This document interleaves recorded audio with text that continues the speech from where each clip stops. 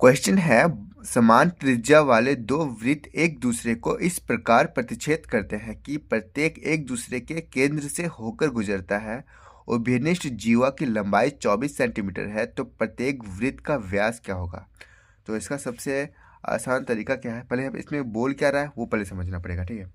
तो फिगर की ज़रूरत नहीं है इसमें, लेकिन फिर भी बता देता हूँ फिगर, ताकि आपको क्लियर हो जाए, क्लैरिटी मन में आ जाए कि क्या करना है, क्या फाइंड करना है। सो ठीक है, तो सबसे पहले इसमें दो वृत्त है, ठीक है, और यहाँ पर वृत्त, इसका केंद्र यहाँ पर है, ठीक है, और इसी केंद्र से होकर एक और वृत्त किया है, ठीक है, इस तरह करके, और इस वृत्त का केंद्र यहाँ पर है और इस वृत्त का केंद्र यहाँ पर है, ठीक है।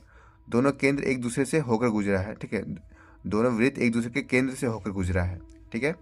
और हमें ये जो उभयनिष्ठ जीवा की लंबाई, इसका लंबाई, ठीक है, इसको हम ए बी मान लेते हैं, ए, और ये बी, ठीक है। तो ये हमें दे दिया है 24 सेंटीमीटर, इसका वैल्यू 24 सेंटीमीटर दिया है हमें।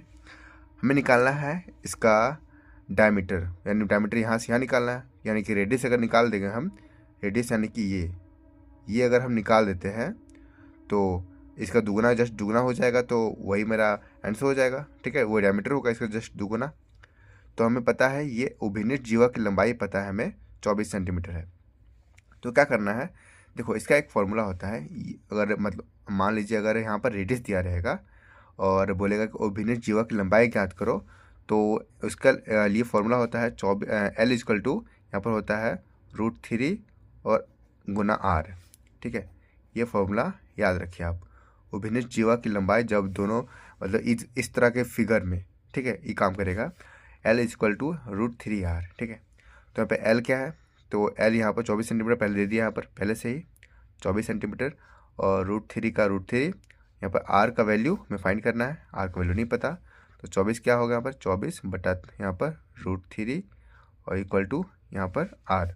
तो यहाँ पर रेशनलाइज करेंगे, यहाँ पर √3 बटे √3 क्या कितना हो जाएगा, ये अगर आगे सॉल्व करेंगे इसको हम, तो कितना आएगा 24 √3 बाय यहाँ पर 3 हो जाएगा, ठीक है। इसको और सोल्व करेंगे तो कितना आएगा 8√3, ठीक है। तो अब क्या होगा, यहाँ पर फाइंड करना है हमें, देखो यहाँ पर ये R का वैल्यू हमें पता चल चुका है 8√3, ठीक है। हमें फाइंड करना है डायमीटर, तो डायमीटर जस्ट इसका दुगुना हो जाएगा, ठीक है।